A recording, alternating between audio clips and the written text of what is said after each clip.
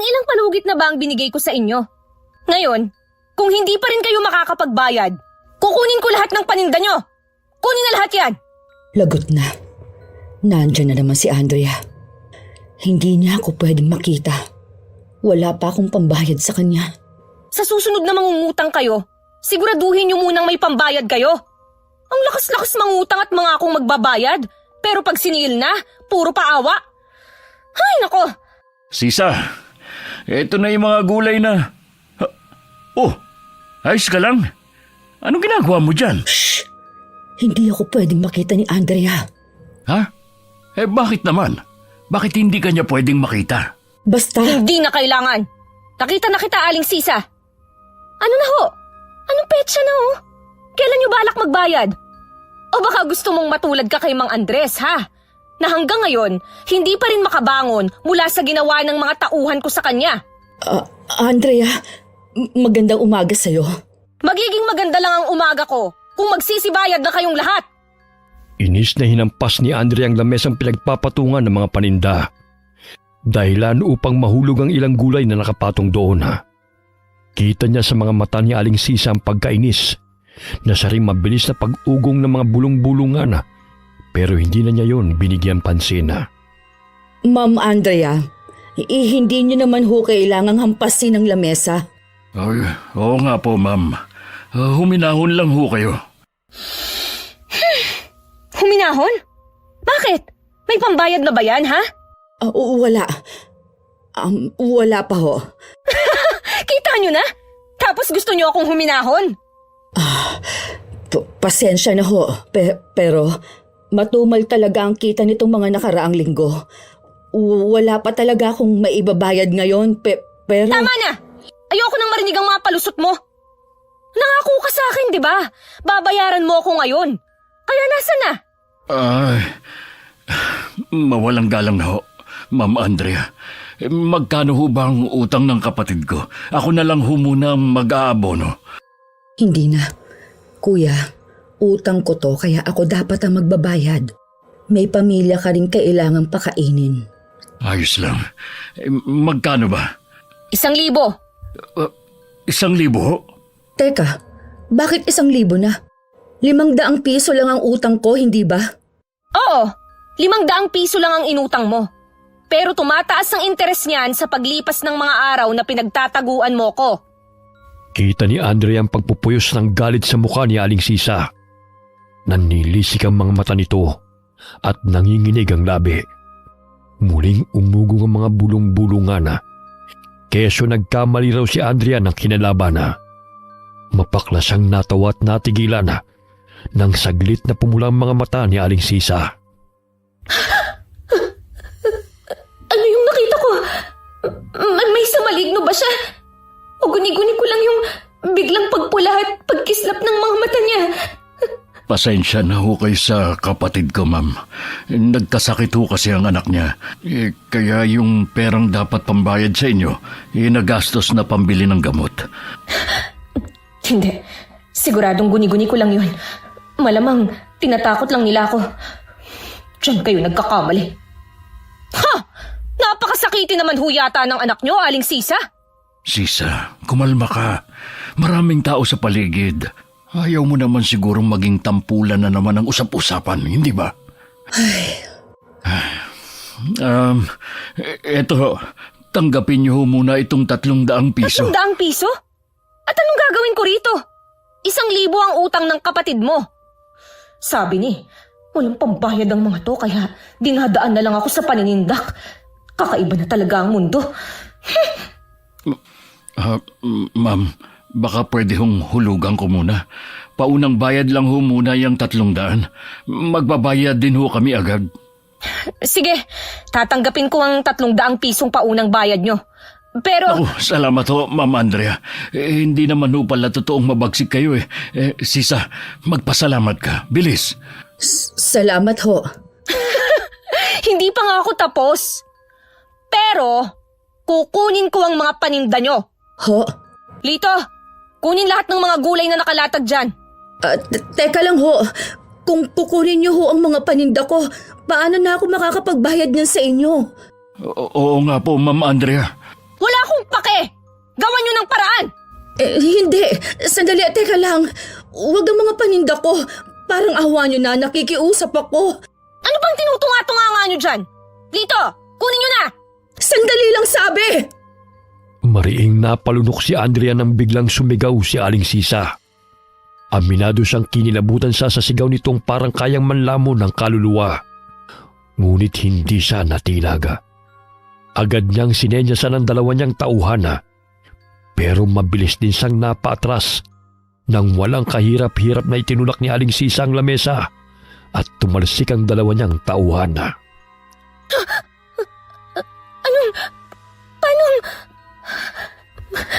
Malalaki ang katawan ng dalawa kong tauhan. Pero paano napatalsik niya sila ng ganon-ganon lang? Dahil ba yun sa lamesa? Kung itutulak ko ba ito pabalik, tatalsik din ba silang dalawa? Ano ba itong iniisip ko? Sisa, maghunos dili ka. Maraming matang nanonood. Inuubos ng babaeng ito ang pasensya ko, Isagani.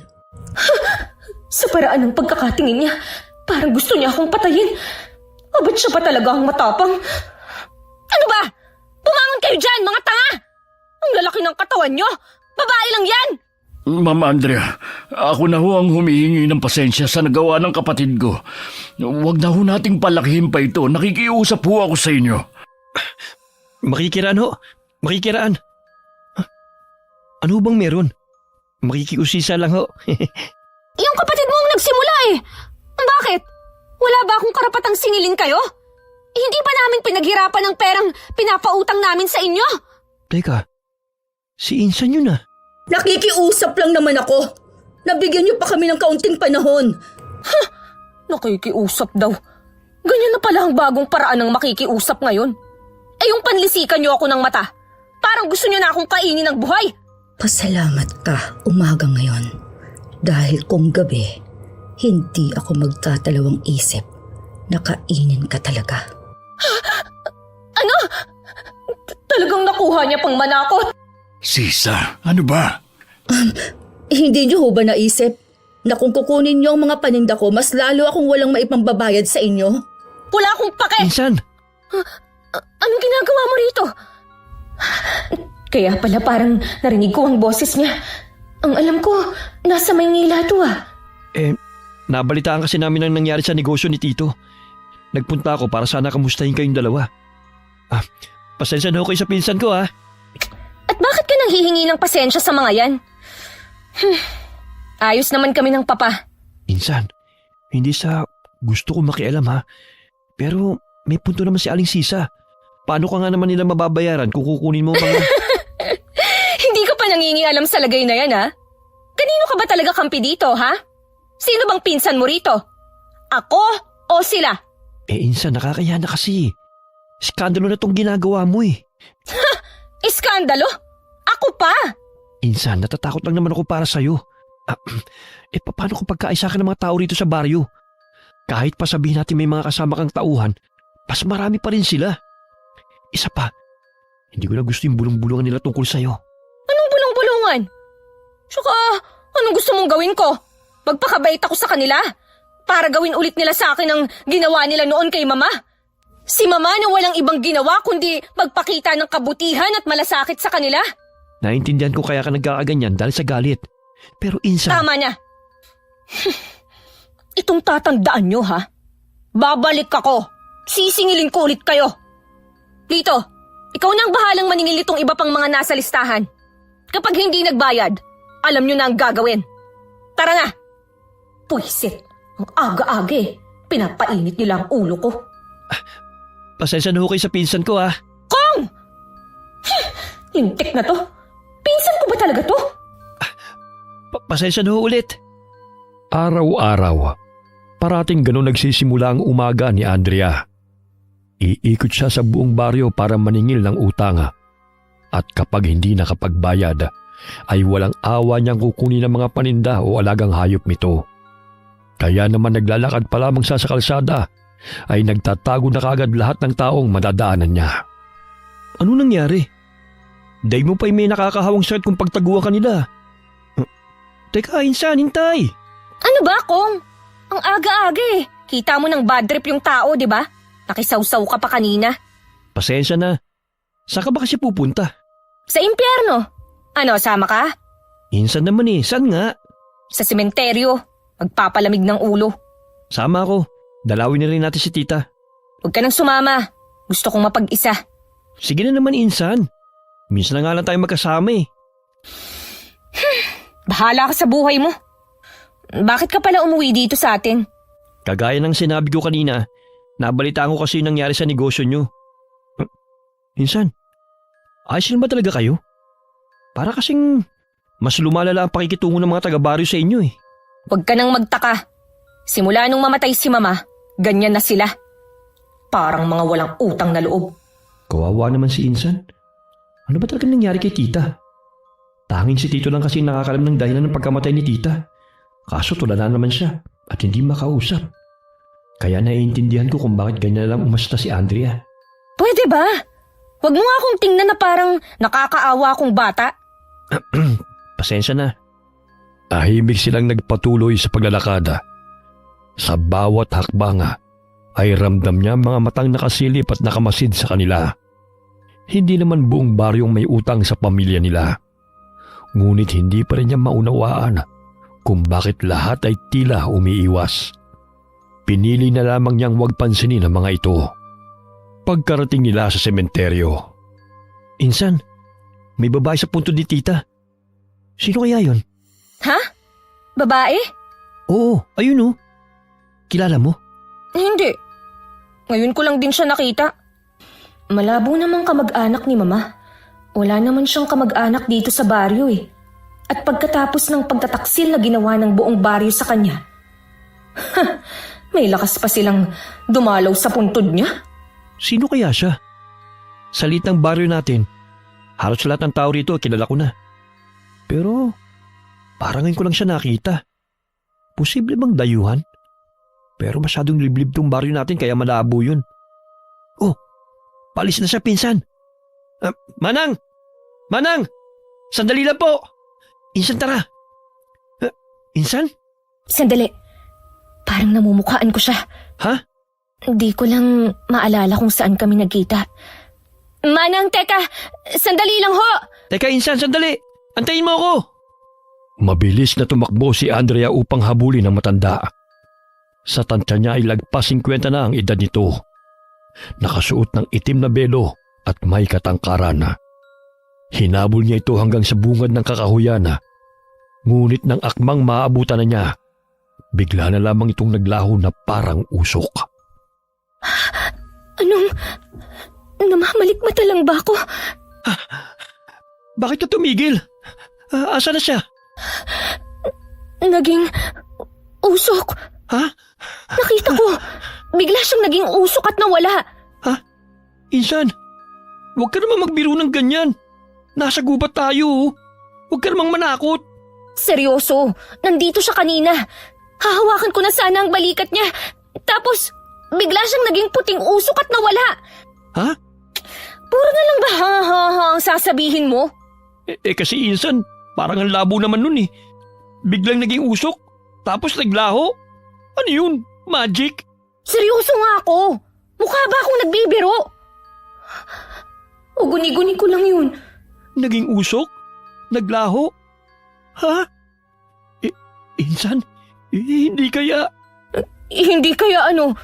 Hindi kaya engkanto yun? Engkanto? Bakit naman dadalawin ng engkanto ang puntod ng nanay ko? Oo nga no. Pero kasi, wala namang taong biglang nagiging uso at naglalaho eh. Baka naman guni-guni mo lang yun. Ewan, hindi ko alam. Tara na nga. Pero asa na kaya yung matanda? Bigla siyang kinilabutan sa isipin na baka hindi nga tao ang nakita nila kanina. Ngunit ipinagkibit balikat na lamang niya yon. Lumapit siya sa puntod ng kanyang ina. Ngunit natigilan ng mapansin ang kakaibang bulaklak. Pilak ang mga talulot nito. Mabango. Ngunit taglay ang isang halimuyak na mahirap ipaliwanag. Anong klaseng bulaklak naman to? Insan, ano yan? Ang ganda naman yan. Teka, O bakit? masama ang kutob ko dyan eh. Sabi kasi nila, kapag may bulaklak na ganyan, Yung pilak ang talulot, hindi raw basta tanim ng tao yan. Madalas daw, regalo yan ng mga hindi tiga rito. Regalo? Teka, anong ibig mong sabihin sa hindi taga rito? Di tiga rito. Ibig sabihin nun, hindi tao. Minsan, ewan ko ha. Pero kung tutungang biglang naglaho yung babae kanina, baka nga hindi siya tao. At siya lang naman ang posibleng nag-iwan yan. Dahil siya lang naman ang naabutan natin dito, di ba? Sa bagay, may punto ka. Pero bakit parang pamilyar sa akin ang bulaklak na to? Akin na, Insan. Ako na magtatapon. Ha? Sige. Nag-aalangan mana. Iniabot niya kay Kong ang bulaklak. Sinundan niya ito ng tingin at pinanood habang inililibing ni Kong ang bulaklak sa may di kalayuan. Nagtataka man kung bakit yun inilibing ni Kong. Hinayaan na lamang niya ito at muling ibinaling ang tingin sa puntod ng ina. Mama, sino ho yung babaeng dumalaw sa inyo kanina? Ano ho ba siya? Kilala niyo ho ba siya? Napakarami ko hong gustong itanong sa inyo. Gaya na lang kung ano ba talagang nangyari noon. Puro malabong alaala lang ho kasi ang meron ako eh. At ang katotohanan, wala man lang ginawa ang buong baryo para tulungan kayo. Bigla na lang silang nanahimik pagkatapos ng lahat ng tulong na ibinigay niyo sa kanila. Sana lang pwede kong tanungin ang papa. Pero kahit tanungin ko siya, hindi niya rin naman ako masasagot. Kumusta na pala si Tito? Ganun pa rin. Tulala at hindi makausap. Sabi ng doktor, severe psychological shock daw. Nagpa-treatment si Papa, pero parang wala pa ring pagbabago. Sabi ng doktor, kailangan lang talaga ng oras. At siya lang din ang makakatulong sa sarili niyang paggaling. Kinalulungkot kong marinig yan, Insan. Kaya nga kung hindi mo ko masisisi kung bakit matigas pa rin ang puso ko sa mga taga-baryo. Dahil wala man lang silang ginawa noon para tulungan ng mama. Sa tuwing nakikita ko yung mahabang listahan ng mga taong may utang sa pamilya namin, mas lalo lang akong naiinis sa kanila. Iiyak mo lang yan, Insan. Nandito lang ako. Alam mo, malaking pasasalamat ko kay Tita. Kasi kung hindi dahil sa kanya, hindi ako makakapagtapos ng pag-aaral. Baka isang hamak na magsasaka pa rin kami. Isang magsasakang walang sariling lupa. At pasensya ka na rin ha. Hindi ko kasi masagot yung mga tanong mo eh. Wala rin kasi akong alam eh. Nagulat na nga lang din kami nang mabalitaang wala na si Tita. Ni hindi man lang pinag-usapan na para bang mas pinagtatakpan pa nila. Anong ibig mong sabihin? E paano? Kung hindi pa kayo nagpadala ng sulat sa akin sa Maynila, hindi ko pa malalaman. Tapos nang umuwi rin ako rito ng isang buwan, ang dami na nagbago. Hindi na gaya nun na kapag naglalakad ako sa kalsada, maraming bumabati sa akin. Ngayon kasi parang iniiwasan na rin nila ako. Akala ko, ako lang, dahil mabagsik akong maningil. Pero baka rin dahil lang din doon, Insan. Ba natatakot lang talaga sa iyo mga tao? Hindi ko alam. Pero pakiramdam ko, may alam silang hindi ko alam. Kaya mas lalo akong naiinis. Ano naman kaya yun? Yun ang aalamin ko. Insan, hapon na rin pala. Uwi na tayo. Mabuti pa nga. Habang naglalakad, hindi niya maiwasang balikan ang mga nangyari kanina. Hindi niya may paliwanag, pero pakiramdam niya konektado ang lahat ng yun sa kanyang ina. Pagdaan nila sa bahay ni Aling Sisa, napansin niya ang pamilyar na bulto ng tao. Hindi niya alam kung bakit, pero mas lalo siyang kinilabutan. Umalis ka na at wag ka na magpapakita ulit. Dahil kung hindi... Anong gagawin mo? Baka nakakalimutan mo lahat ng meron ka. Sa akin nang galing. Bakit ka huminto? Teka, bahay to nila Aling Sisa. Huwag mong sabihin, balak mo pa siyang singilin ngayon. Insan naman, anong oras na? Aray! Shh! Huwag kang maingay dyan.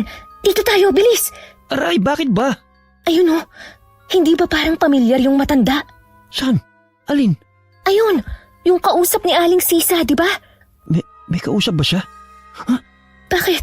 Insan, bakit ganun? Yung kausap ni Aling Sisa. Oo nga. Pamilyar siya, di ba? Hindi. Insan, yung kausap niya. Tingnan mo.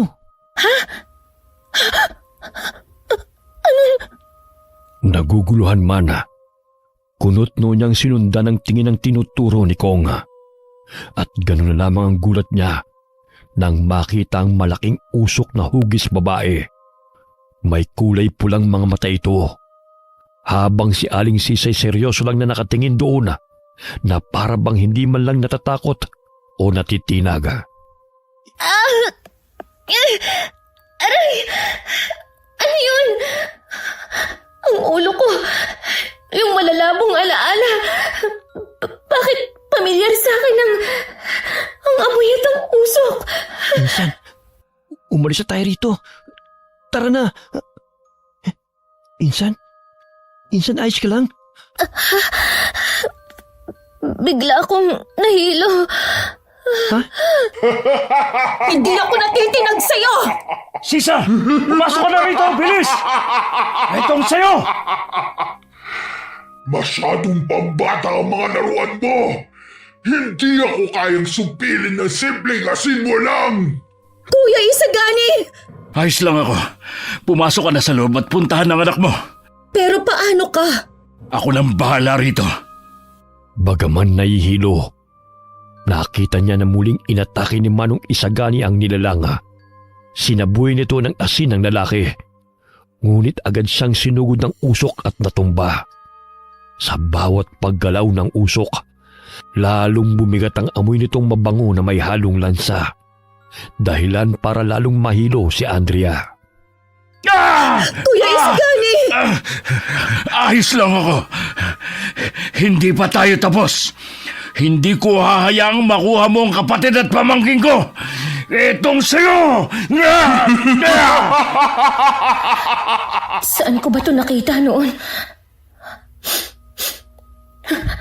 Ang amoy ngayon. Pamilyar.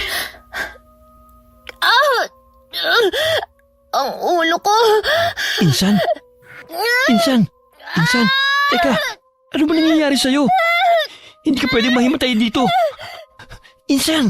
Hangal ka kung inaakala mong kaya mo ko! Sisa, pumasok ka na sa loob. Kuya Isagani! Kung kailangan mo, hindi ba? Bakit hindi akong harapin mo? Sisa, wag. Nakikiusap ako sa'yo. Kuya, hayaan mo ko. Laban namin to. Hindi mo siya kaya. Pero, Isipin mo na lang ang anak mo. Pumasok ka na. kuya! Insan, ayoko pang mamatay. Tayo na! Teka, huwag mo akong yugyugin. Lalo lang akong nahihilo. Hindi!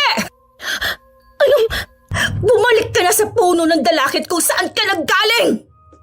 Mabilis na napasinghap si Andrea nang biglang maglaho si Aling Sisa. Sa sobrang bilis ng pangyayari, nasilay na lang niya ang isang bultong nakalutang sa ere. Natatakpan ito ng usok, kaya halos hindi niya maaninag. Ngunit may ginawa itong nagdulot ng malakas na sigaw. Kasunod ang paglaho ng usok at ang pagbagsak ni Aling Sisa sa lupa. Sisa! Ayos lang ako. Ano nangyayari? Wala na? Insan, tara. Umalis na tayo rito, bilis. Si Miro, Tayo na sa loob! Bilis! Insan, Ano nangyayari? Para akong nasusuka na hindi ko maintindihan. Parang gusto nang sumabog ng ulo ko sa sobrang sakit. Ano bang nangyayari? Insan. Dali, akanin kamay mo. Kaya mo mang maglakad? Oo. Dahan-dahan lang. Insan? Teka, huy. Huwag kang mahimatay. Insan?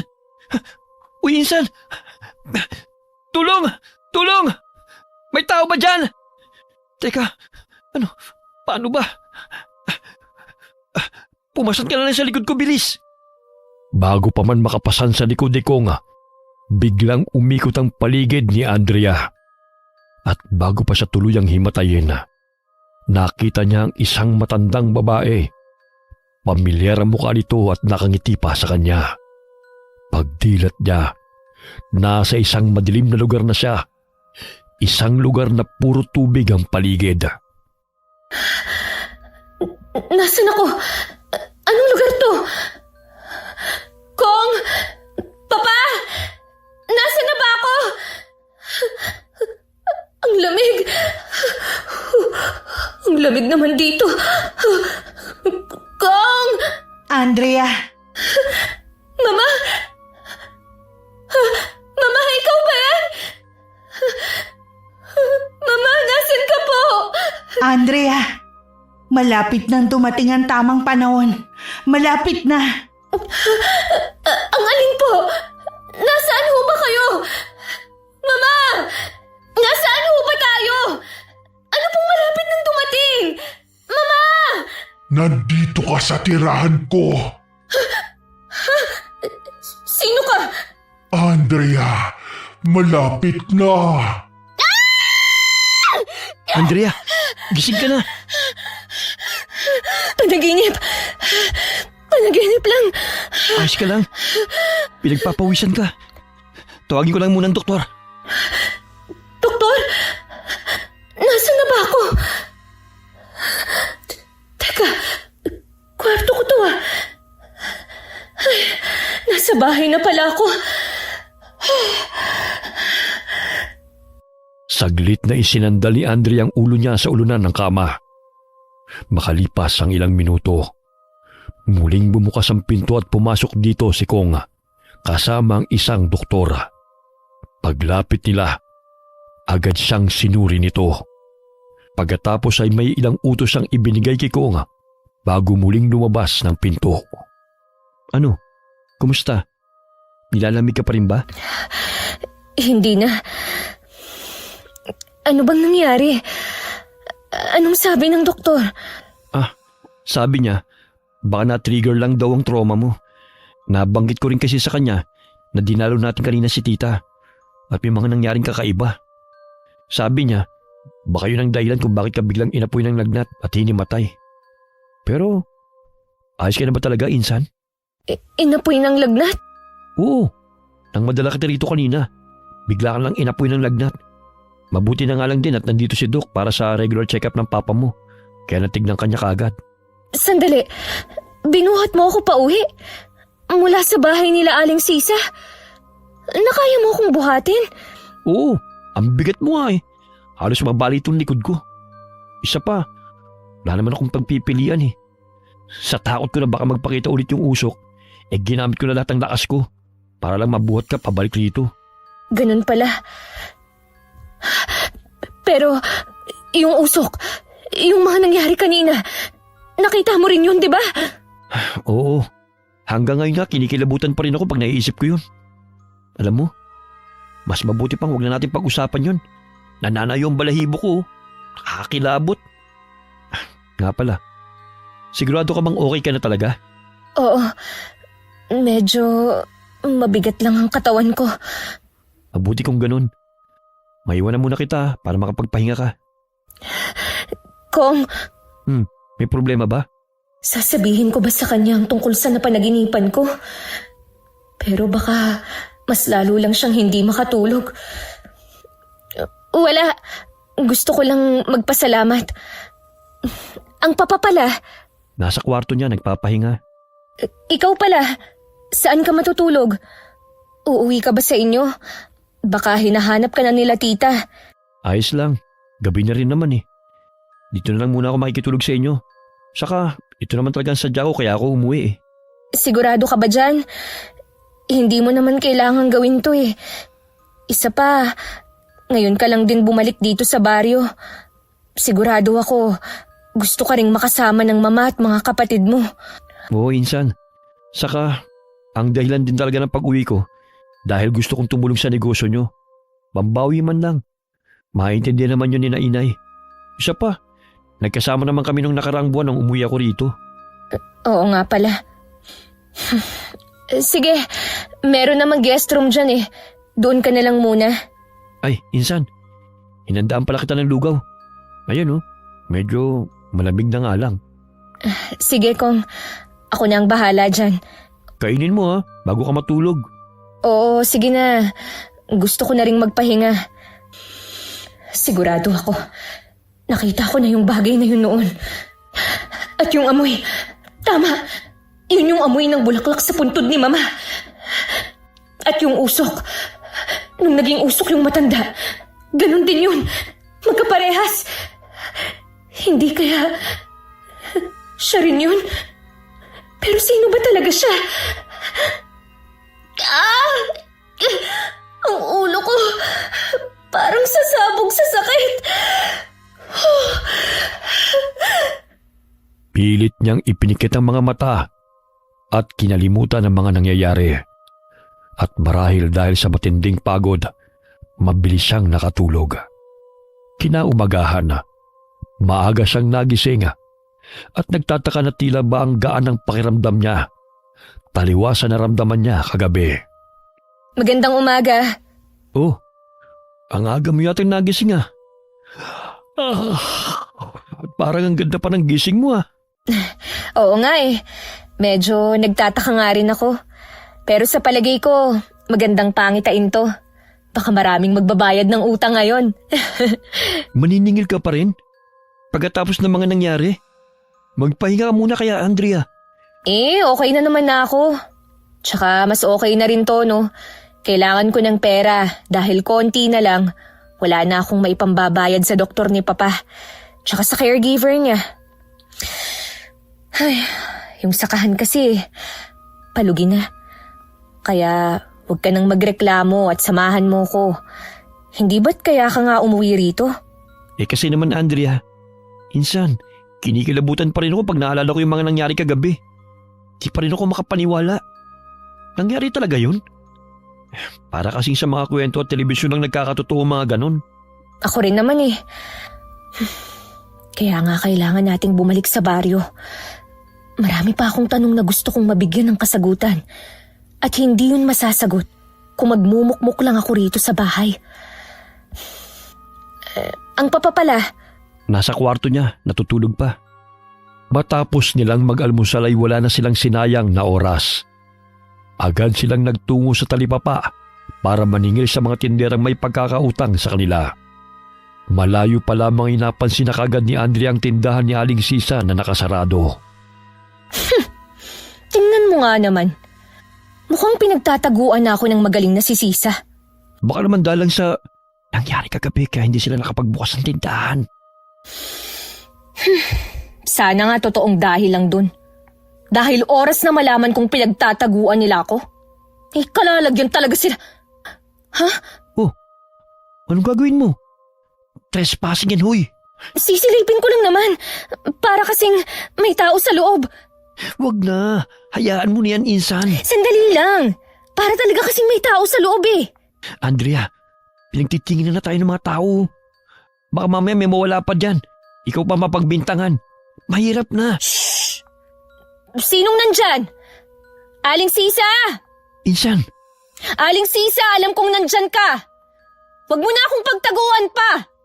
Hindi mababawasan ang utang mo kung magtatago ka. Aling Sisa! Mabilis na napahinto si Andrea nang bumukas mag-isa ang pinto. Madilim sa loob. Masyadong tahimik.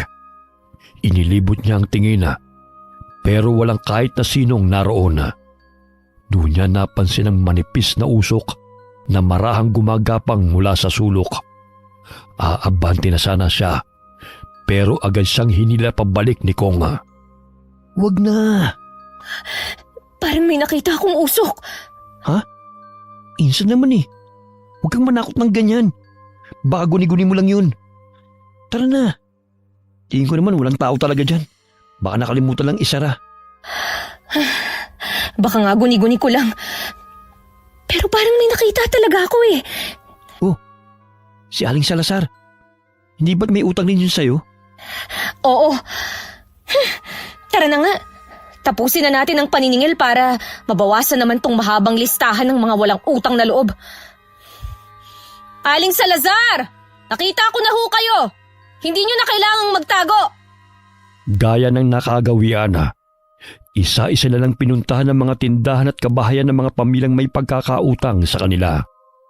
Pagsapit ng tanghalian, saglit silang umuwi upang kumain, bago muling bumalik para tumuloy sana sa koprasan. Ngunit napahinto si Andrea nang matapat sila sa bahay ni Aling Sisa. Kong, sandali lang. Bakit? May problema ba? Naamoy mo yun? Parang... Anong amoy yun? Parang amoy na susunog. Oo nga no. Parang galing sa loob ng bahay ni na Aling Sisa. Hindi kaya bumalik ulit yung usok na hugis babae? Insan, tara na. Umalis na tayo rito. Ayoko pang mamatay no. Sandali. Hindi pa tayo sigurado kung totoong bumalik yung usok. Baka naman nagsisigalang sila. Uy, teka. Ano naman yung gagawin mo? Sisilipin ko lang. Ayan ka na naman eh. Mas mabuti nang makasiguro tayo. Isa pa, ang dami pang tanong sa isip ko na hindi pa nasasagot. At malakas talaga ang pakiramdam ko na yung matandang kausap ni Aling Sisa kahapon ng hapon at yung matandang nakita natin sa puntod ni Mama na naging usok ay iisa lang. May kausap ba talaga matanda si Aling Sisa kahapon? Yung usok na hugis babae lang kasing nakita ko eh. Oo, at sa palagay ko, siya rin yung usok. Sandali lang, Insan. Hindi ba trespassing tong gagawin natin? Wala naman tayong gagawing masama eh. Sisilipin lang naman natin. Tsaka mahirap na. Ano, baka mamaya may sunog na pala. Teka nga, ikaw ba talaga yan? Totoo ba yan ha? May pakialam ka kina Aling Sisa? Ayos ka lang ba? Tingin ko, may sakit ka ba? Ano ba? Ayos lang ako. At anong nag-aalala ako sa kanila? Nag-aalala ako sa utang nila. Aba, sino na ang magbabayad nun kung may mangyayaring masama sa kanila, di ba? Sayang din yun, no? Iba ka talaga, Insan. Huwag ka nang maingay dyan. Ano bang sinusunog nila? Bakit sobrang nakakasulasok naman ang amoy? Insan, ako natatakot dito sa gagawin natin eh. Daig pa natin ang espiya. Shh! Huwag kang maingay. Tingin ko, doon nang gagaling ang amoy. Tara, dito tayo. Hoy, Andrea, Insan, susuong ka talaga dyan? Para ka namang tik-tik niyan eh. Sira? Tik-tik? Sa silong? Pwede sigbin. Shh! Huwag ka namang maingay. Sinong nariyan? Ang ingay mo kasi. Lagot talaga tayo nito. Shh! Meow! Meow! Seryoso ka ba? Shh! Baka pusa lang yon, huwag mo na lang pansinin. Paano na ngayon, Kuya Isagani? Ano nang gagawin natin? Para namang hindi bumubuti ang lagay ng anak ko. Baka dapat ipatingin na natin siya sa doktor. Hindi na tumatalab sa kanya itong mga halamang gamot ko eh. Wala akong makita. Kainis naman na usok na to. Ang hapdi sa mata. Insan, umalis na tayo rito. Bago pa may makakita sa atin. Insan, tara na. Huwag kang magulo. Doktor, hindi doktor ang kailangan ng anak ko, Kuya Isagani. At isa pa, wala nga akong pera pambili ng ulam. Tapos yung tindahan pa. Sampain nawa! Wala na ba talagang natitirang kahit kaunting awa sa Andrea na yon? Talagang nilimas nila yung tindahan. Ano raw?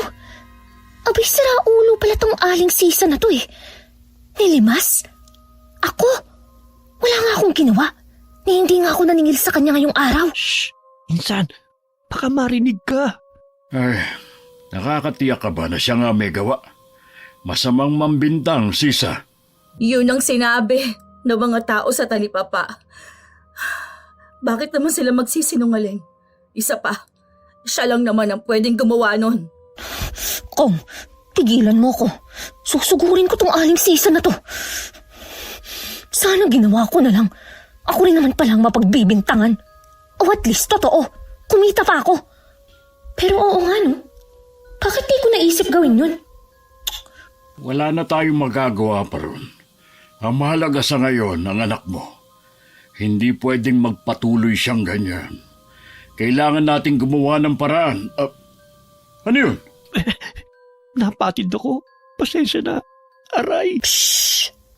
Kuya, hindi kaya bumalik na ulit siya? Ano nang gagawin natin?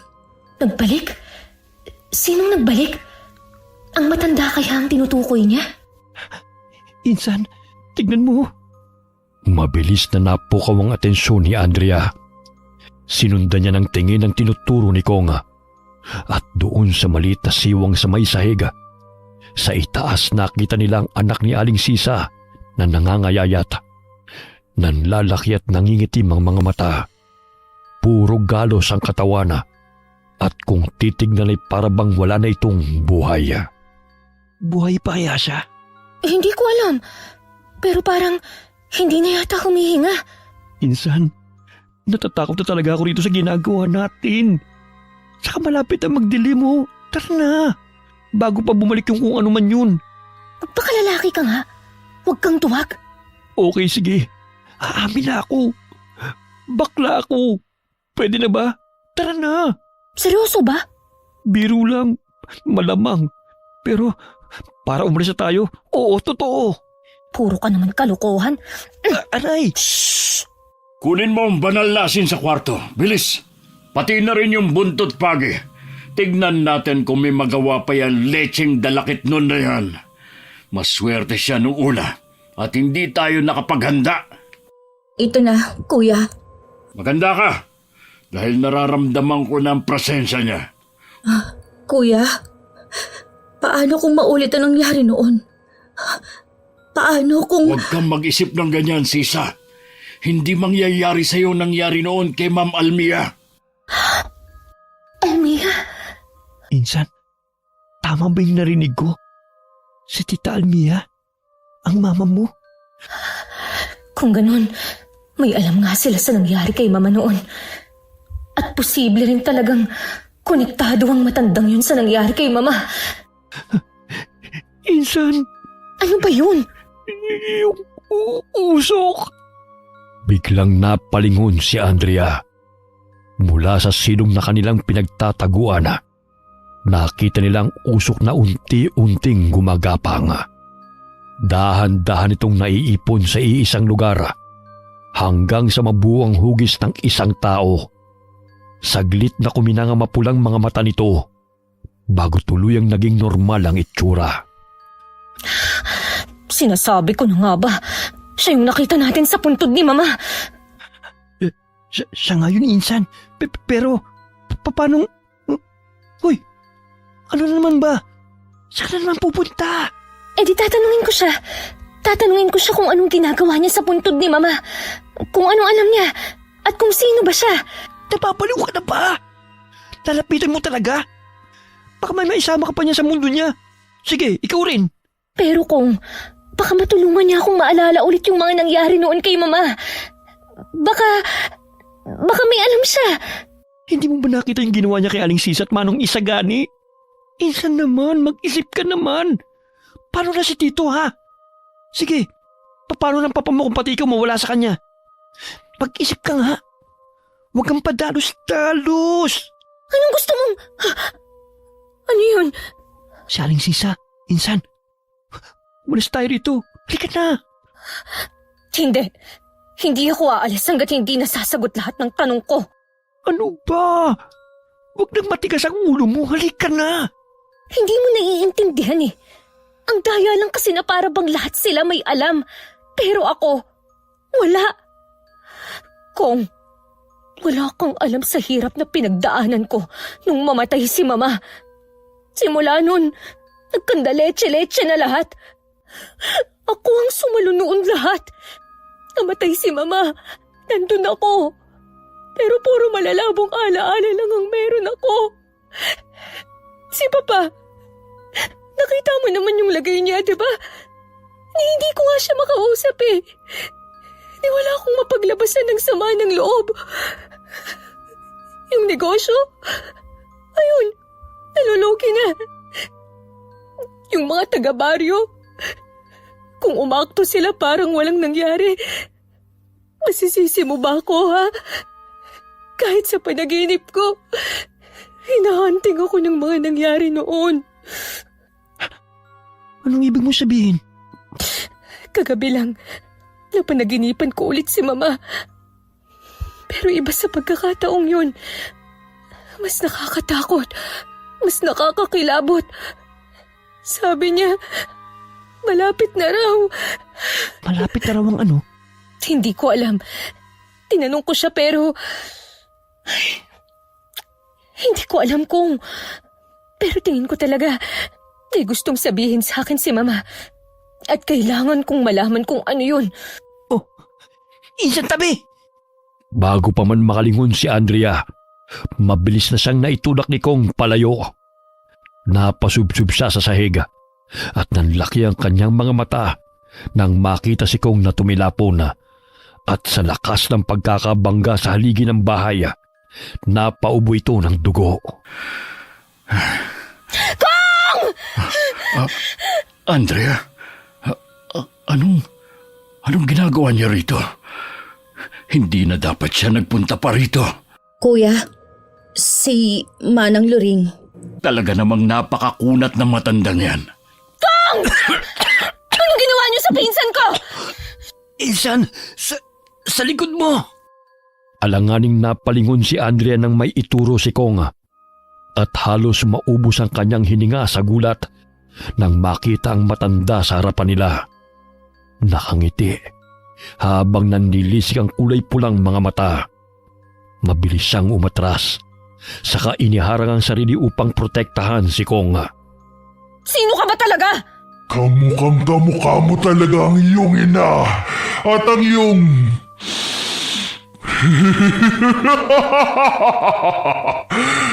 Taglay mo pa rin. Sino ka? Bakit mo kilala ang mama ko? Huwag mo na siyang idamay pa rito, Loring. Kami naman talaga ang sadya mo, hindi ba? Sagutin niyo ang tanong ko! Anong alam niyo? Anong alam niyo sa pagkamatay ni Mama? Huwag kang lalapit! Sisa, pumasok ka na sa loob at ilayo mo na rito ang anak mo. Paano ka, kuya? Ako na ang bahala. Tatapusin ko ng dapat matagal ko nang tinapos. Pero, Sige na! kuya, gamitin mo tong mutya ng dalikit nun para makatakas rin kayo rito. Alam ko, wala itong gaanong epekto sa kanya dahil sa kanya rin nagmumula ang kapangyarihang meron to. Pero... Hindi. Gamitin mo yan pang protekta sa inyo ng anak mo. Ano ba? Sagutin mo ang tanong ko! Sino ka? Anong alam mo? Ngayon na! Loring! Humanap ka ng katapat mo! Etong sayo! Mabilis na kinabig ni Andreas Kong palayo nang biglang sumugod si Manong Isagani sa dalakit noon. Ngunit sa mismong sandali na tumama ang buntot pagi sa katawan ng nilalang, tila bang hagupit ng sakit ay dumaloy din kay Andrea. Dahilan para mapaluhod siya at mapasigaw sa sakit. Insan! Manong Isagani! Ang nilalang na yan ang kalaban nyo! Hindi ang pinsan ko! Insan! Insan! Paano? Hindi ko tinamaan si Andrea. Pero paano? Hindi maaari. Paano nangyari ito? Isinakripisyo ni Ma'am Almi ang buhay niya para putulin ang sumpa. Pero bakit?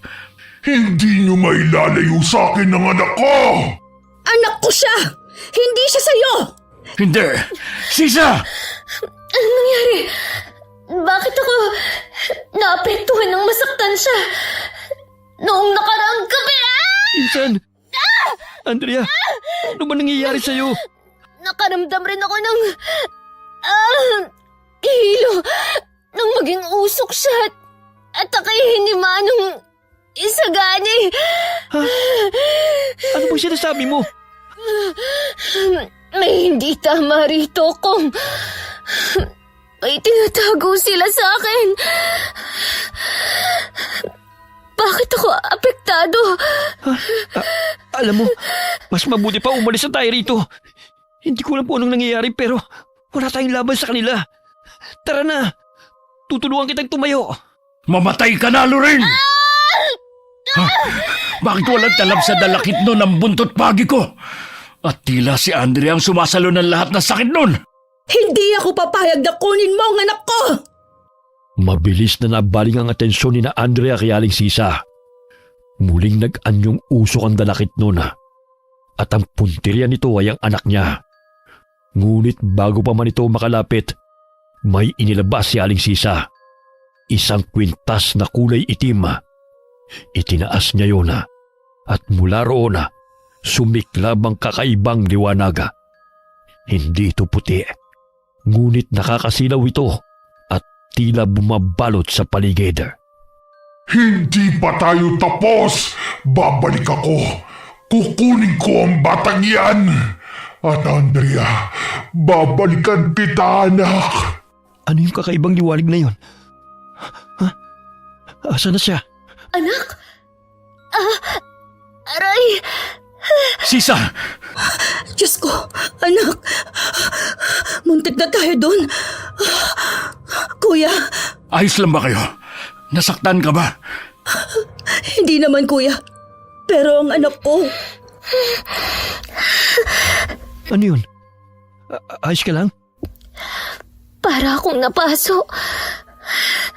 Ha? Napaso saan? Parang may apoy na dumaloy sa ugat ko nung lumiwanag. Aray! Panahon na rin siguro para malaman mo ang totoo, Andrea. Totoo? Anong totoo? Hindi tayo ligtas dito sa labas. Doon tayo sa loob mag-usap. Teka, paano kami nakakasiguro na wala kayong gagawing masama sa pinsan ko? kung wala kayong tiwala sa amin, pwede na kayo umuwi. Sigurado ako, ligtas kayo doon sa mansyon nyo dahil marami kayong tauhang pwedeng magprotekta sa inyo. Kung wag na, gusto ko ring malaman ng totoo. Tayo na sa loob kung ganon. Insan, hindi kaya totoo yung hinala natin? Tignan mo yung anak ni Aling Sisa. Para talagang wala na siyang buhay. Tignan mo yung mga kuko. Nangingitim na. Hindi papatay ang anak ko! Buhay pa ang anak ko. Pwede ba akong hindi yun ang mahalaga sa ngayon? Kailangan kong malaman at mabigyan ng linaw ang pagkamatay ni Mama. At hindi mo rin ba narinig ang sinabi ni Aling Sisa? Buhay pa raw ang anak niya. Baka malubha lang talaga. Pasensya na ho, Aling Sisa. Sandali lang. Sisa, mauna ka na sa loob. Susunod kami. Bakit ho? Kung maaari lang sana, huwag na kayong magtanong ng kahit ano tungkol sa kalagayan ng anak ni Sisa. Bakit ho? Hindi nyo na kailangan malaman pa ang dahilan.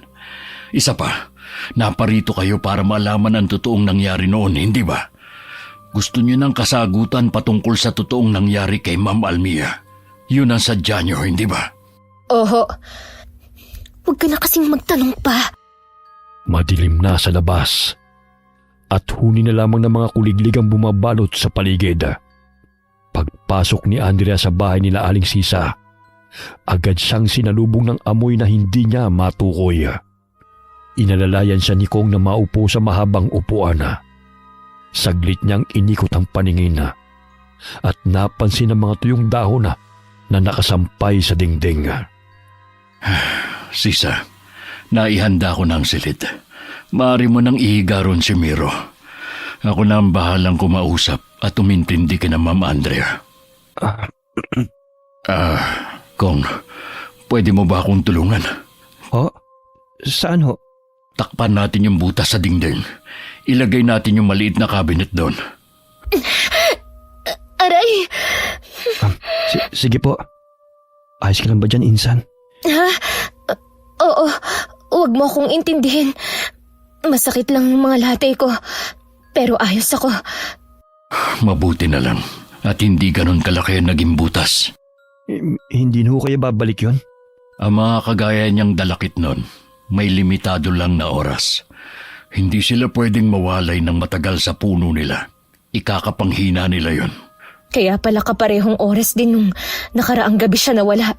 Oh, Teka, alam niyo ho na nandun kami? narinig ko ang sigaw mo. Nakita ko kayo. Maiba ho pala ako. Ano ho ba yung dalakit nun? Saka, bakit niyo ho tinawag na dalakit nun si Manang Luring? Yung matanda, dalakit nun ba siya? Oo, isa siyang dalakit nun. Isang uri ng hindi lang basta engkanto kundi aswang rin. Ho? Hindi lang engkanto, kundi aswang din? Totoo pala yun. Akala ko kwento-kwento lang yun ng mga matatanda. Totoo pala talagang merong engkantong aswang. Pero, anong pinagkaiba nun? Mas nakakatakot pala yun. Grabe. Oo nga, grabe. Kung kumuda ka riyan, para kang hindi tumama sa haligi at umubo ng dugo kanina. Para saan ho pala yung mga dahon na kinuha nyo? Para dyan sa mga natamo niyong sugat. Unahin na kita kong. Akin ang kamay mo. Kamay ho? Oo, kamay mo. Alanganing iniabot ni Kong ang kamay kay Manong Isagani. Pagkaabot niya, agad itong pinulusuhan ng matanda. Habang si Andrea na may tahimik na nakamasid. Doon niya napansin ang liwanag na kumislap mula sa loob ng kwarto. Kagaya ng nakakasilaw na liwanag kanina bago tuluyang naglaho ang nilalanga. Bumalik pa siya. Aray. Dahan-dahan lang ho. Medyo masakit. Ayan, ayos na ba? Oo, ayan. Mas okay na ho. Sige, Mama Andrea. Kayo naman ho. Andrea? Insan. Oh, yung mga sugat at latay mo. Nawala. Bumalik siya. Bumalik ho siya, Manong Isagani. Nakita ko ulit yung liwanag kagaya nung bago siya nawala. Ha? Sino? Yung dalakit nun? Yung matanda? Hindi siya nagbalik. Ganon. Ano yung nakita ko? Ang nakita mong liwanag na galing sa loob ng kwarto ay ang liwanag na nagmumula sa mutya ng puno ng dalakit o ang mutya ng dalakit nun. Pero, bakit yung mga sugat niya nawala? Dahil ba sa liwanag? Oo nga, ang mga sugat ko wala na. Paano ho nangyari yun? Mabilis silang napatigil nang biglang bumukas ng marahasang pinto ng kwarto at lumabas doon si Aling Sisa na aligaga. Walang pasabi itong lumapit kay Andrea. Isa-isang sinuri ang mga braso niya na parabang may hinahanap. Saglit siyang natigilan. Saka pinukulan si Andrea ng masamang tingin. Baka sa kanyang mukha ang pagod. Pagkadismaya at desperasyon na. Asan na? Anong ginawa mo? Ho! Asan na? Anong ginawa mo? Bakit nawala ang mga latay at sugat mo? Bakit yung sa anak ko hindi? Bakit yung sa'yo naghilom? Aray! Aray ko!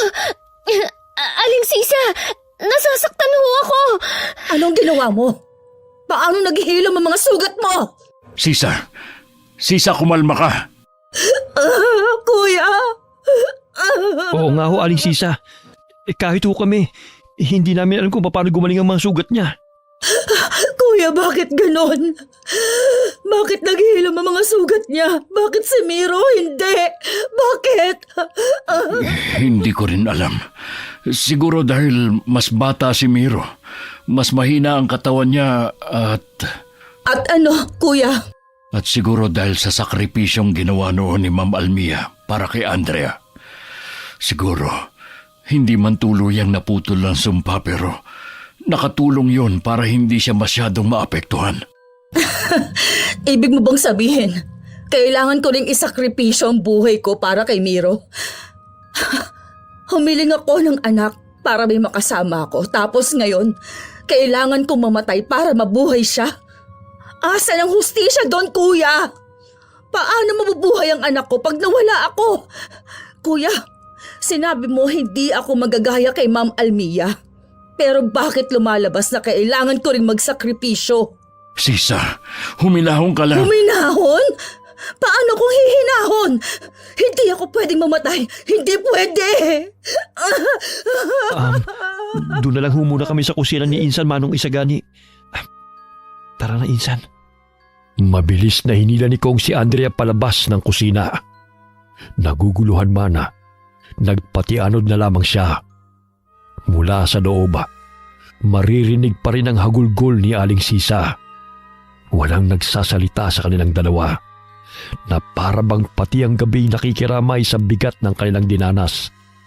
Ilang minuto pa, tumahimik na rin sa loob. Tumahimik na, Insan. Nakatulog na si Sisa. Pwede na kayong pumasok. Alam ko kung sinabi niyo na wag na kaming magtatanong ng kahit ano tungkol sa anak ni Aling Sisa. Pero ano ho ba talagang nangyari sa anak niya? Nang mamatay ang mama mo, naroon ako. Nakita ko kung paanong walang awang kinitil ni Loring ang buhay niya. Ang dalakit nun na yon. Siya ang nagbigay ng swerte at yaman sa pamilya niyo.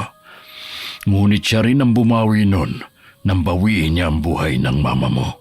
Ano ang ibig niyong sabihin na siya ang nagbigay ng swerte at yaman sa pamilya namin? Matagal na hong mayaman ng pamilya ko.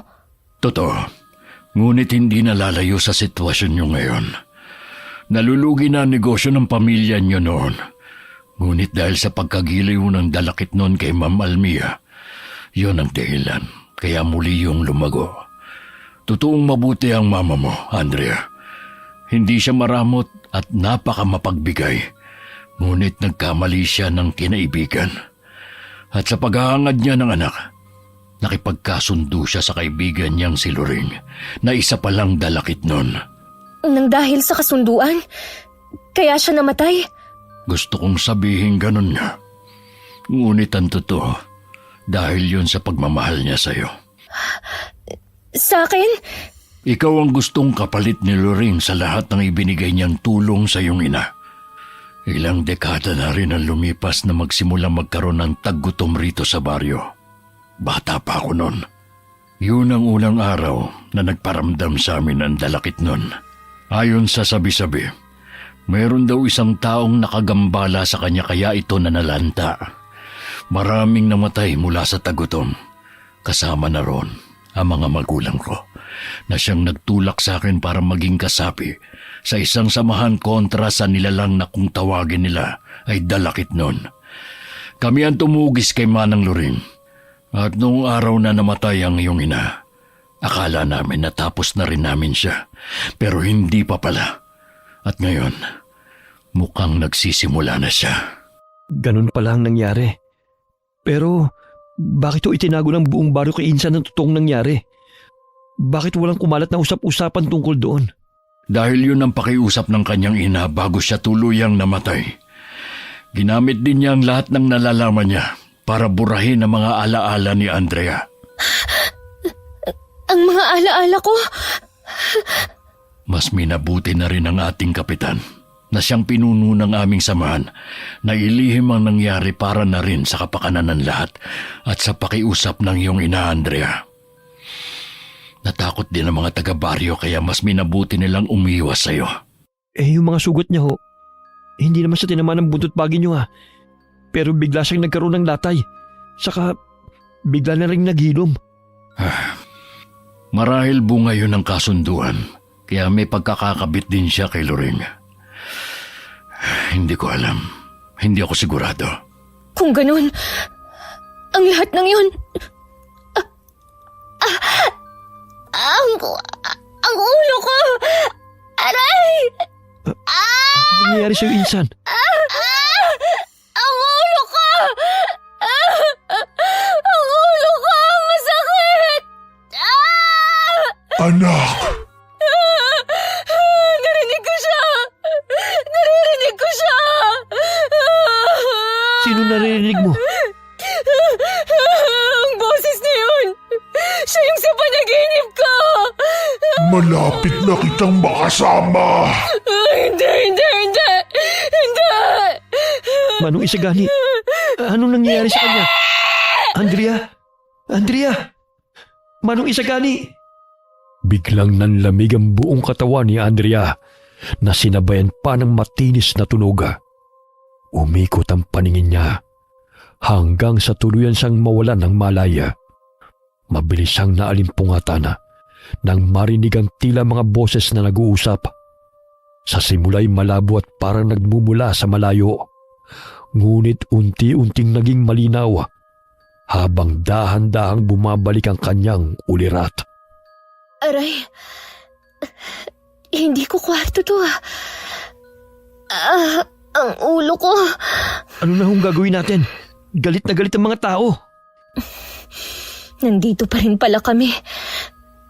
Kong, anong nangyayari? Ba't parang ang daming tao sa labas? Insan, gising ka na. Nagkalat ang mga patay na hayop malapit sa bungad ng gubat at lahat sila. Si Aling Sisang sinisisi. Ano? Paano nangyari yun? Hindi rin namin alam eh. Saka, bakit si Aling Sisa ang sinisisi nila sa pagkamatay ng mga hayop? Kailangan nating makaalis dito nang hindi nahahalata ng mga tao sa labas. Paano? Pwede tayong dumaan sa gilid ng bahay. Pero saan ho tayo dadaan palabas? Makikita pa rin nila tayo. Sa silong, may pintuan sa sahig doon sa kwarto. Pwede tayong dumaan doon. Tayo na. Bilis! Kong, Bakit? ano ba talagang nangyayari? Hindi ko rin alam eh. Nagising na lang ako dahil sa ingay. Nahahalata mo rin ba? Parang may tinatago sila sa atin. Pansin ko kasing kanina pa nila iniiwasan ng mga tanong ko eh. Pansin ko nga rin, Insan. Kayong dalawa. Tayo na.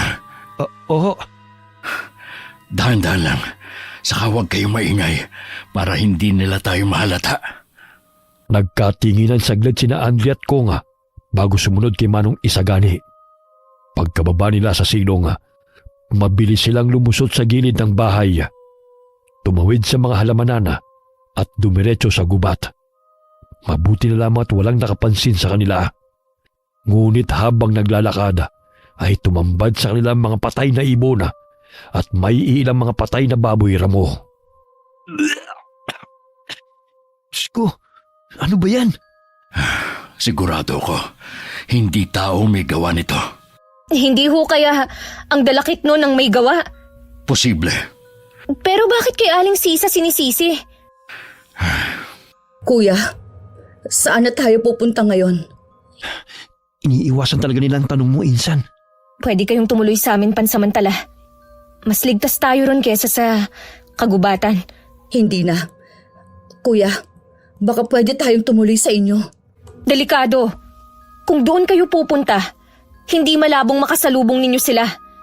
Pero kung sa bahay namin tayo pupunta, pwede tayong dumaan sa kagubatan. Lusot ng niyugan. May daan doon papunta sa amin. Mas malayo ang daan pero mas ligtas. Pero kuya, May punto si Andrea, Sisa. Mas ligtas kung sa kanila muna tayo pansamantalang mananatili. Kung ganoon, dito ho ang daan. Naunang naglakad si Andrea. Paminsan-minsan ay nililingon niya ang mga kasama niya sa kanyang likuran. Napansin niyang hirap na hirap si Aling Sisa sa pagkarga ng anak. Sa tansya niya ay nasa 4 na taong gulang pa lamang ito. Ngunit ang ipinagtataka niya ay payat naman ang bata. Pero parang hirap na hirap si Aling Sisa na buhatin ito. kanina pa tayo naglalakad. Malayo pa ba tayo? Konting tiis na lang ho. At ayun, natatanong ko ng bahay nila, Insan. Pansin kong nahihirapan na ho kayo, Aling Sisa. Gusto niyo ho bang magpahinga muna? Ay, hindi na. Kaya ko pa. Bilisan na lang natin na makapagpahinga na tayong lahat. Ayan, konti na lang. Malapit na ho tayo. Tuloy kayo. Ate Maya! Ate Maya! Mabilis na tinungo ni Andre ang kwarto ng kanyang ama at sakto namang nakasalubong niya roon ang doktor nito. Bahagya itong nagulat at napatulala nang sundan ng tingin ni Andre ang tinitingnan nito. Nakatuon yun sa anak ni Aling Sisa. Mabilis pa itong napa-sign of the cross na para bang nakakita ng multo. Ayos lang ho ba kayo? Para ho kayong nakakita ng multo ah. Ay, oo nga, insan. Aling Sisa, si Doc Alvin ho. Siya yung doktor ni Tito. Magaling na doktor ho yan. Baka, huwag niyo sanang mamasamain. Pwede niyong ipatingin sa kanyang anak niya. Hindi! Hindi, doktor, ang kailangan ng anak ko. Kayo, bakit nagagalit ka agad? Nasaan ho pala ang papa? Nasa kwarto niya ho ba?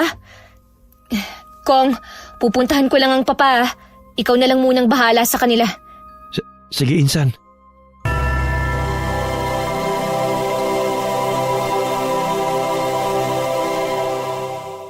Papa! Nariyan ho ba kayo? Tinitingnan nyo na naman ho pala ang litrato ni Mama. Ang bigat ho siguro para sa inyo, ano? Nakita nyo lahat pero wala man lang kayong nagawa. Alam ko na ho lahat, Papa. Unti-unti na rin hong bumabalik ang mga alaala ko. Patawad ho ah. Kung ako pa ang naging dahilan ng pagkawala ni Mama. Huwag ho kayong mag-alala. Pagbabayarin ko ang lintik na luring na yun sa ginawa niya sa pamilya natin. Maiwan ko ho muna kayo. Babalik ho ako. Kong, may nangyari ba? Insan, tama nga ako. Ano? Tama saan? Ano kasi? Paano ko ba sasabihin to? Ano kasi? Matagal nang patay yung anak ni Aling Sisa. Ano? Bago umalis kanina si Doc Alvin, kinausap niya ako. Sabi niya sa akin na kahit hindi niya pulsuhan yung bata, sigurado raw siya na matagal na itong walang buhay. Insan, tama ba itong ginawa natin? Paano kung totoo yung binibitang ng mga tao kay Aling Sisa? Ang alin? Na siya ang pumatay sa mga hayop? Ewan ko. Hindi ko na alam kung anong paniniwalaan ko eh. Kinikilabutan tuloy ako. Sandali. Baka naman nagkamali lang si Doc. Insan naman doktor yun. Ilang pasyente at bangkay nang nahawakan noon kaya imposible magkamali siya. Anong gagawin natin? Magpanggap ka na lang munang hindi mo alam ang totoo. Hahanap ako ng tiyempong makausap si Manong Isagani. Pakiramdam ko kasi may tinatago pa rin sila sa atin. Ano yun? Parang boses yun ni Ate Maya. Mabilis silang kumaripas ng takbo papuntang sala at doon nila nakita ang tagapag-alaga ng ama ni Andrea na siya ring katiwala kapag wala siya. Nanginginig ito sa takot habang nanlalaki ang mga mata na nakatitig sa anak ni Aling Sisa. Si Aling Sisa naman ay pilit itinatago ang anak habang mahigpit itong yakap-yakap. Hindi pa patay ang anak ko. Hindi siya patay. Ate Maya! Pagsabihan mo yung katulong mo, Andrea. Hindi ko gusto ang mga lumalabas sa bibig niya. Sige na, puntahan mo na muna dun si Papa. Pasensya ka na, Andrea. Pero mali yatang nagpunta pa kami rito. Sandali. Wala akong pakialam kung totoong buhay o patay ang anak ni Aling Sisa. Pero alam niyong pareho na kailangan natin ng isa't isa. Paano natin matatalo ang dalakit nun? Si Manang Luring. Hindi natin siya matatalo. Pero pwede natin siyang ikulong sa puno ng dalakit. Paano? Kailangan nating ibalik lahat ng bagay na nanggaling sa kanya at gamitin yon laban sa kanya. Kasama na dyan ang anak mo, Sisa. Ano? Isasakripisyo mo ang anak ko? Matagal na siyang patay, Sisa. Hindi. Hindi pa patay ang anak ko. Matagal na siyang patay, Sisa. Simula na magkasakit siya ng malubha, siya naging kapalit ng kapangyarihang hiniling mo sa puno ng dalakit. Hindi. Hindi. Hiniling ko kapangyarihang pagalingin ng anak ko. Iyon ang hiniling ko. Pero nagkamali ka na sinamba. Tama na, Sisa. Palayain mo na ang kaluluwa ng namayapa mong anak. Hindi! Hindi ko gagawin yun, kuya! Kailangan mong isaulin lahat para matapos na ito. Hindi pa naman huli ang lahat, Sisa. Pwede ka pang magsimula. Sigurado ako, kung nasaan man ngayon ang anak mo, masaya siya. Buhay pa ang anak ko. Buhay pa siya. Ito siya, oh. Buhay siya. Buhay siya, kuya! Tama na! Hindi ko po gustong putulin ang pag-uusap nyo. At naiintindihan kong hindi ito madali para sa inyo, Aling Sisa. Pero mas magiging mahirap to, hindi lang sa atin, kundi sa buong baryo na rin, pag hindi pa natin tinapos to. Naiintindihan? Naiintindihan mo? Bakit? Isa ka rin bang ina? Hindi po. Pero alam ko kung anong pakiramdam ng mawalan.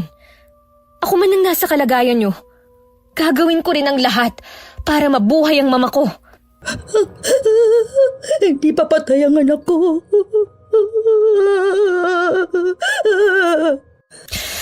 Aling Sisa, hindi na natin mabubuhay pa ang patay. Buong buhay ko, bit-bit ko ang bigat ng pagkawala ni mama.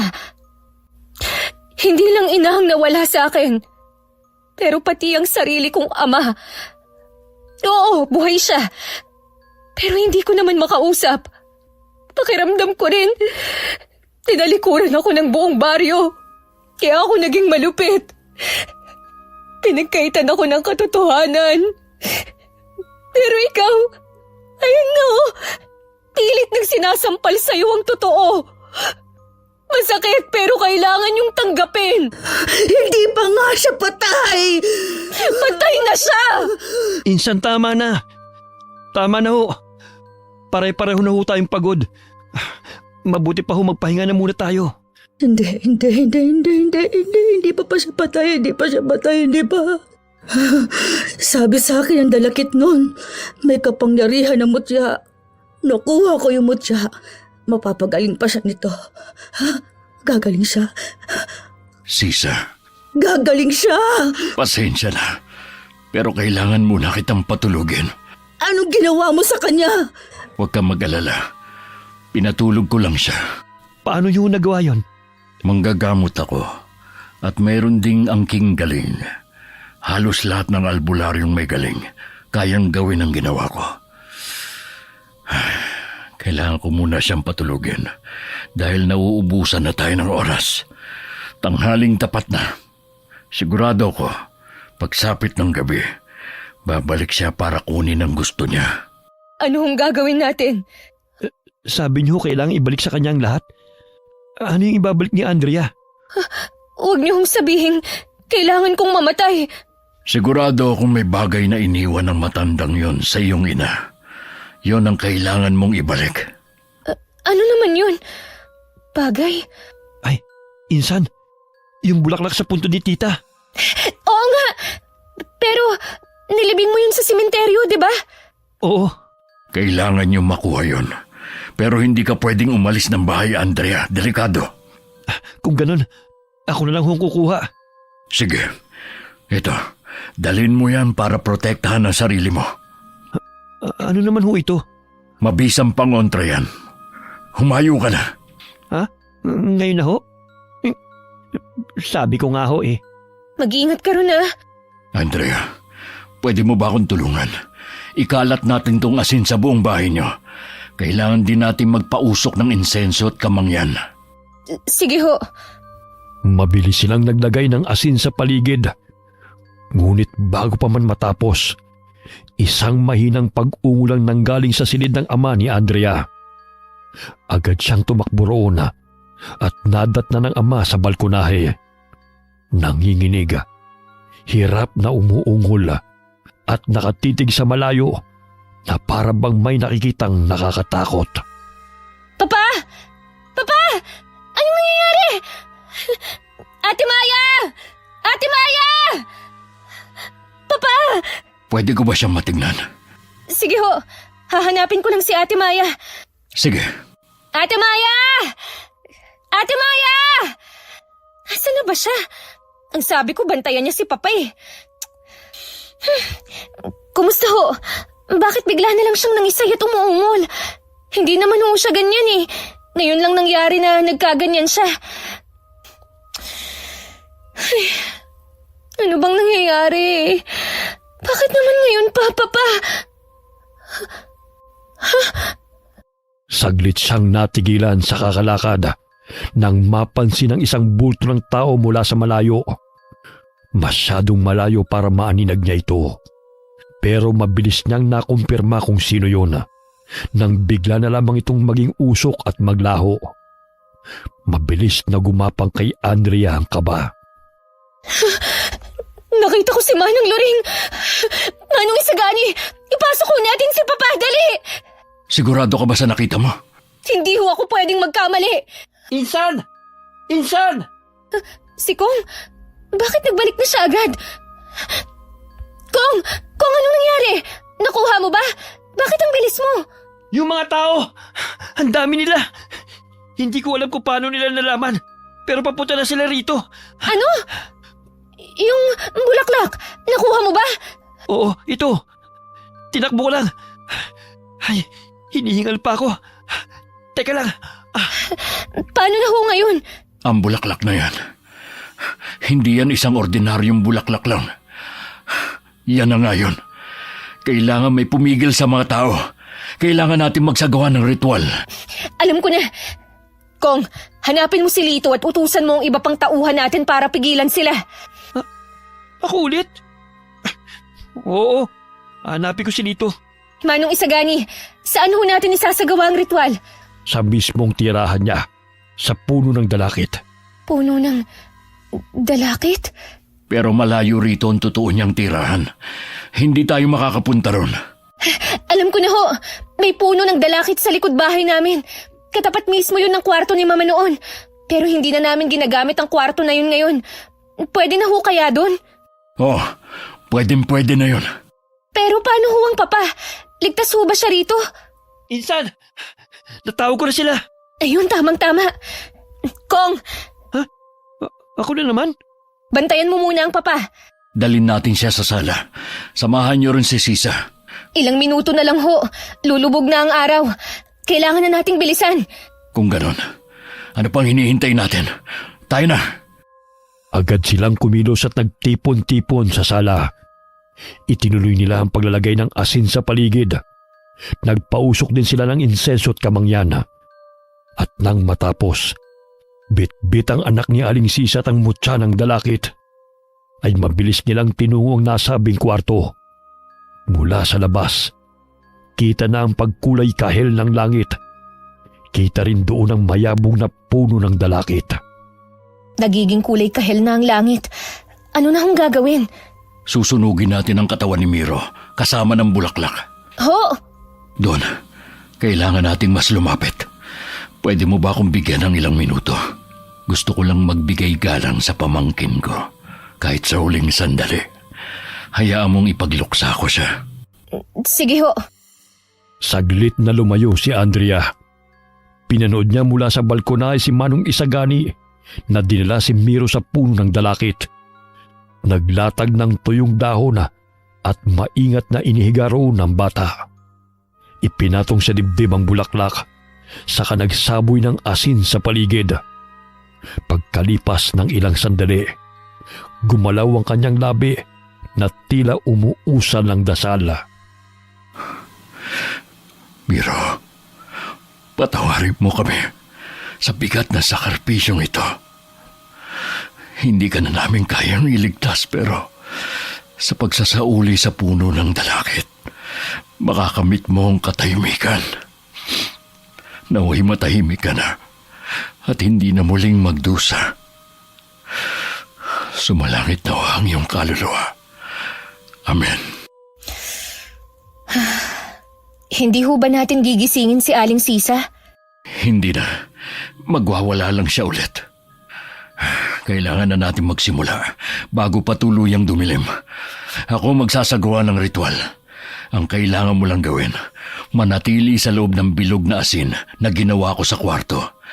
Kapag natapos na, gamitin mo ang kutsilyo at hiwain ang palad mo. Ipatak mo ang dugo sa mutya, saka mo to basagin. Paano ho kayo? Hanggat nasa bilog ako, ligtas ako. Isa pa, hanggat nasa akin tong buntot pagi, mapoprotektahan ko ang sarili ko. Magsimula na tayo. Agad na pumwesto si Andrea at sinunod ang bilin sa kanya. Habang si Manong Isagani sinimulan na ang ritual. Sa umpisa'y kalmado ang lahat. Hanggang sa unti-unting bumigat ang hangin. Nang akmang sisindihan na ni Manong Isagani ang mga dahon, biglang may gumapang na usok. Mabilis na naalerto si Andrea. Samantalang nanatiling kalmado si Manong Isagani. Narito na siya. Andrea, maghanda ka. Ano man ang marinig mo, baliwalain mo. Sigurado akong lilinlangin ka niya. Hindi ako natatakot kay Manang Luring. Kung nakuha mo na ng aking ina, pwes ngayon, hindi ka na magtatagumpay! Andrea, hindi mo ako kalaban.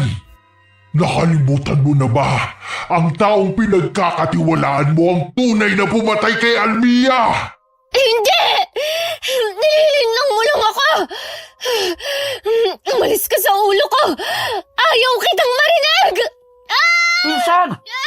Insan, ano nangyayari? Buksan mo ang pinto! Huwag mong iwan sila, Papa! Laban namin to! Anak, Andrea! Mama! Hindi! Hindi! Nililinlang mo lang ako! Labanan mo, Andrea! Malapit ko nang matapos ang ritual! Andrea, anak! Nasasaktan ako! Mama! Ngayon na! Hindi! Nagpakita ka ring hinayupa ka! Etong sa'yo! Andrea! Huwag kang magpapadaig sa mga naririnig mo! Nililinlang ka lang niya! Biglang natigilan si Andrea. Nagkulay pula ang kanyang mga mata, kasabay ng matinis at nakakangilong tunog. Para siyang nabibingi. Saan man siya tumingin, wala na siyang ibang nakikita kundi kulay pulang paligid.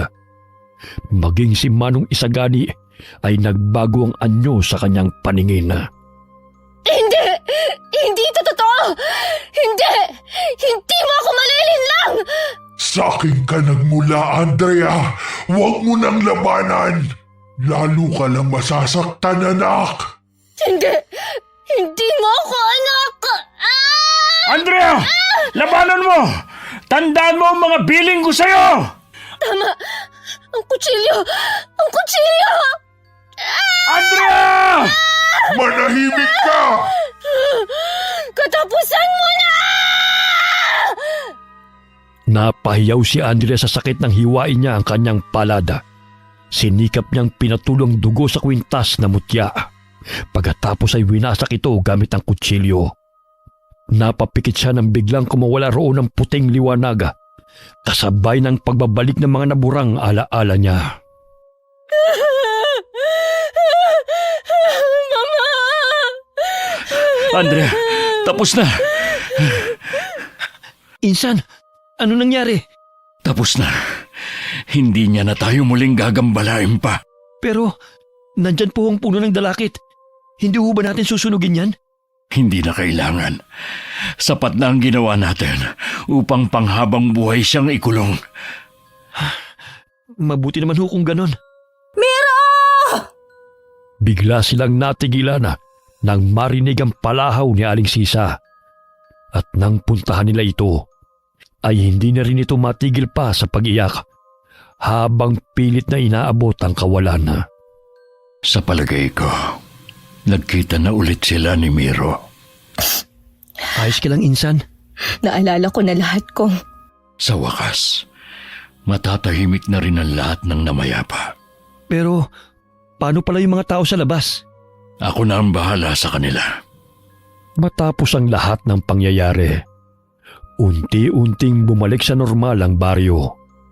Hindi alam ni Andrea kung paano ipinaliwanag ni Manong Isagani sa mga tao ang kababalaghan. Ngunit basta na lamang naging maayos ang lahat, ang kanyang amay nagsimulang magpakita ng pagbabago. Hindi na lamang ito nakatulala, at bagamat hirap pa rin magsalita, mas nakakausap na ito ngayon. Nabawasan din ang takot ng mga taga-baryo kay Andrea, lalo na't nagpasa siyang hindi na singilin ng mga may utang sa kanila. Meron lamang siyang isang kondisyon, ang pagtulungan nilang ibangon muli ang mga sakahan mula sa pagkakalugi na siya namang malugod na sinang-ayunan ng lahat. Sa kabila ng mga bulong-bulungan, pinili ni Aling Sisa na lisanin na lamang ang baryo at magsimula ng panibagong buhay malayo sa masasakit na alaala. Samantala, si Manong Isagani nagbalik sa kanyang pamilya at muling nakipag-ugnayan sa dating samahan. Sila na ngayon ang nangangalaga sa buong baryo. Si Kong naman ay hindi na muling bumalik sa Maynila at mas piniling manatili roon. Sa huli, muling bumalik ang katahimikan sa baryo. Bagaman hindi kagad naghilom ang sugat mula sa nakaraan, natutunan naman nilang harapin ang takot at magtulungan upang muling bumangon at magsimula.